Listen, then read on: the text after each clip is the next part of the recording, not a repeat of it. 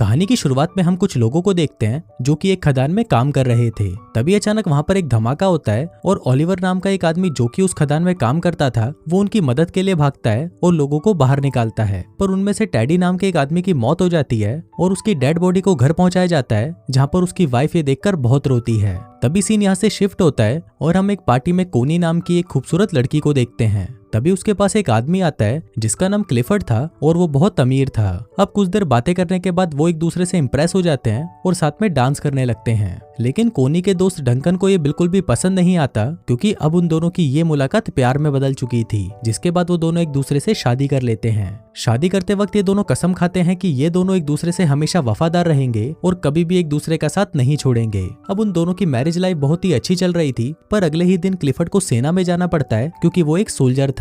लेकिन जंग के दौरान क्लिफर्ड घायल हो जाता है और उसे वापस घर भेज दिया जाता है। हम देखते हैं कि आज क्लिफर्ड घर आ रहा था और सभी बहुत ज्यादा खुश थे और उसका वेलकम करने के लिए घर के बाहर खड़े हुए थे। क्लिफर्ड को देखकर कोनी बहुत ज्यादा खुश होती है, पर तभी हम देखते हैं कि उस जंग में घायल होने के बाद क्लिफर्ड के पेट के नीचे का हिस्सा पूरा पैरालाइज हो चुका था। अब क्लिफर्ड अपनी हालत से लाचार था और वो सबको थैंक यू बोलकर अंदर आ जाता है। वहीं कोनी क्लिफर्ड को देखकर खुश तो थी, पर वो अंदर ही अंदर बहुत ही ज्यादा दुखी थी। उनकी खुशियों से भरी जिंदगी में कभी ऐसा मोड़ भी आएगा ये उसने कभी सोचा नहीं था। इसी बात से दुखी होकर क्लिफर्ड खुद को मारने की कोशिश भी करता है, पर कोनी उसे रोक लेती है। वो उसे विश्वास दिलाती है कि वो हमेशा उसके साथ रहेगी।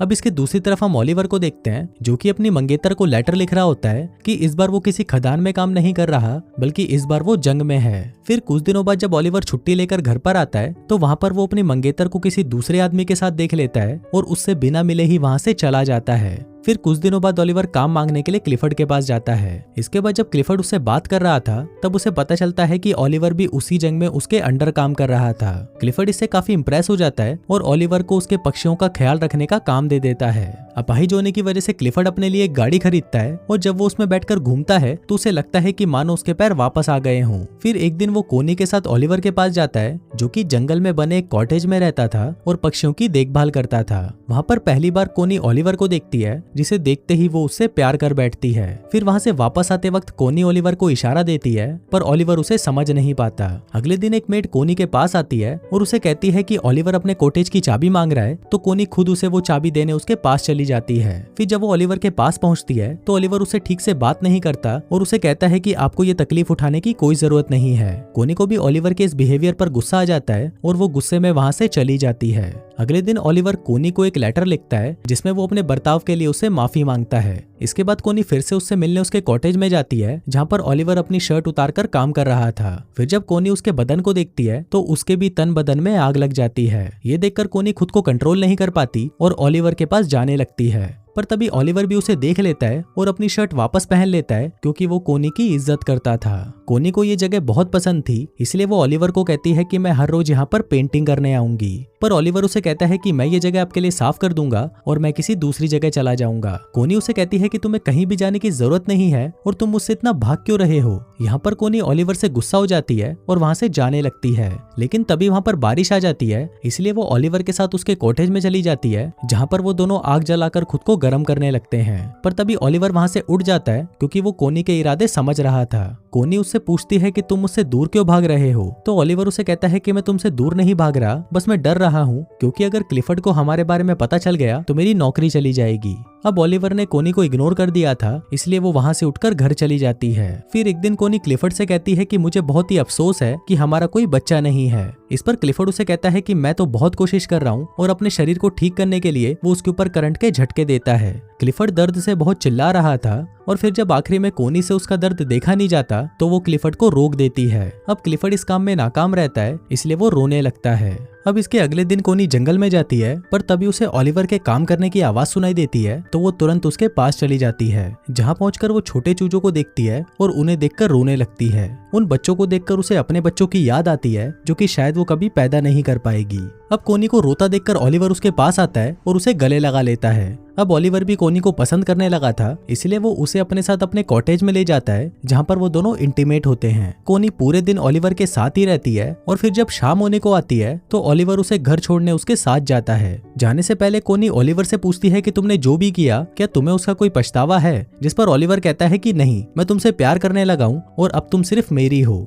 उसी रात बहुत तेज तूफान आता है और बादल गरजने लगते हैं। ओलिवर को कोनी की बहुत याद आ रही थी, इसलिए वो बहुत ज्यादा दारू पी लेता है। वहाँ पर कोनी की भी नींद उड़ चुकी थी और वो भी ओलिवर की यादों में सो नहीं पाती। फिर वो खिड़की से ओलिवर के घर की रोशनी को देखती है और वो खुद को रोक नहीं पाती और दौड़ते हुए ओलिवर के पास चली जाती है। लेकिन तभी हम देखते हैं कि कोनी को जाते हुए उनके घर की एक मेड उसे देख लेती है। वहीं ओलिवर भी वहाँ पर कोनी का इंतजार कर रहा था और वो कोनी को कहता है कि मुझे नहीं लगा था कि तुम मुझसे मिलने आओगी। इस पर कोनी उसे कहती है कि मैं कभी भी तुम्हें अकेला नहीं छोड़ूंगी और फिर वो दोनों वहीं पर इंटीमेट होते हैं। एक दिन क्लिफर्ड के घर पर एक पार्टी होती है जहाँ पर डंकन भी आया होता है। फिर क्लिफर्ड देखता है कि कोनी और डंकन साथ में डांस कर रहे हैं और उसे ये देखकर बिल्कुल भी अच्छा नहीं लगता।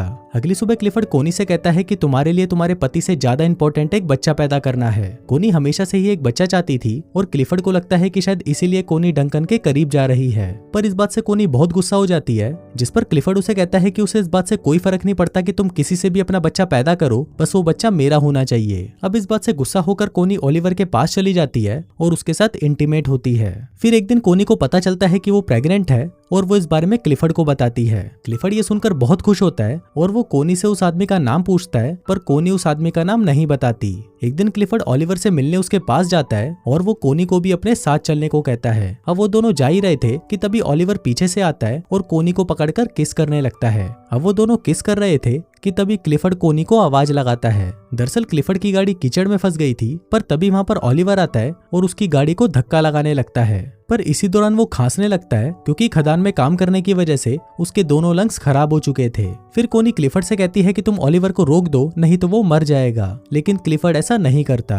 अब फाइनली ओलिवर उसकी गाड़ी को कीचड़ से निकाल देता है और खांसता हुआ वहां से चला जाता है। थोड़ी देर बाद कोनी ओलिवर के पास आती है तो ओलिवर उसे गुस्से में कहता है कि उसने 12 सालों तक उनकी खदानों में काम किया और अपने लंग्स खराब कर दिए, लेकिन इसके बाद भी उसे जंग के लिए फ्रांस भेज दिया गया। वो कहता है कि मेरी लाइफ तुम लोगों जैसी नहीं है, इसलिए तुम अपने पति के पास वापस चली जाओ। फिर एक दिन कोनी की मेड मिस बोल्टन ओलिवर के कॉटेज में जाती है जहाँ पर उसे कोनी की डायरी मिलती है और उस डायरी को देखकर वो समझ जाती है कि कोनी की पेट में जो बच्चा है वो ओलिवर का है। एक दिन क्लिफर्ड आने वाले बच्चे की खुशी में अपने घर पर एक पार्टी रखता है, पर तभी वहाँ पर मिस बोल्टन आती है और क्लिफर्ड को कहती है कि कोनी के पेट में जो बच्चा है वो ओलिवर का है। फिर जब कोनी क्लिफर्ड से मिलती है तो क्लिफर्ड उससे बहुत नाराज हो जाता है। इसके बाद कोनी मिस बोल्टन के पास आती है और उसे पूछती है कि तुम्हें किसने बताया। मिस बोल्टन कहती है कि मुझे कुछ भी बताने की जरूरत नहीं है। अब कोनी को लगता है कि शायद मिस बोल्टन को ओलिवर ने बताया होगा, पर मिस बोल्टन उसे कहती है कि उसने मुझे कुछ नहीं बताया। अब इस बात से कोनी रोने लगती है और उसे कहती है कि वो ओलिवर से बहुत प्यार करती है।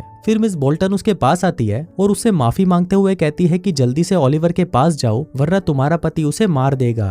अभी सुनकर कोनी भागते हुए ओलिवर के आउट हाउस में जाती है और देखती है कि वहाँ पर कोई नहीं होता। ये देखकर कोनी रोने लग जाती है, पर तभी वहाँ पर ओलिवर आ जाता है और उसे देखकर कोनी उसे गले लगा लेती है। इसके बाद हम देखते हैं कि कोनी क्लिफर्ड के घर पर आती है जहाँ पर वो उससे डिवोर्स मांगती है, पर क्लिफर्ड उसे मना कर देता है और ओलिवर को बुलाने के लिए कहता है। पर फिर जब ओलिवर वहाँ पर आता है तो वो दोनों आपस में बहुत बहस करते हैं और फाइनली कोनी और ओलिवर क्लिफर्ड के घर को छोड़कर चले जाते हैं। फिर उनके जाते वक्त क्लिफर्ड वहाँ पर आता है और वो कोनी को तलाक देने के लिए मान जाता है। दोस्तों, ये फिल्म किसी भी तरह से कोनी के ये काम को जस्टिफाई नहीं करती। कोनी ने क्लिफर्ड के साथ जो भी किया वो सही नहीं था। यहाँ पर डायरेक्टर आपके लिए ओपन एंडिंग छोड़ देता है जहाँ पर आपको खुद डिसाइड करना है कि कौन सही है और कौन गलत। और दोस्तों, इसी के साथ ही ये कहानी यहीं खत्म हो जाती है।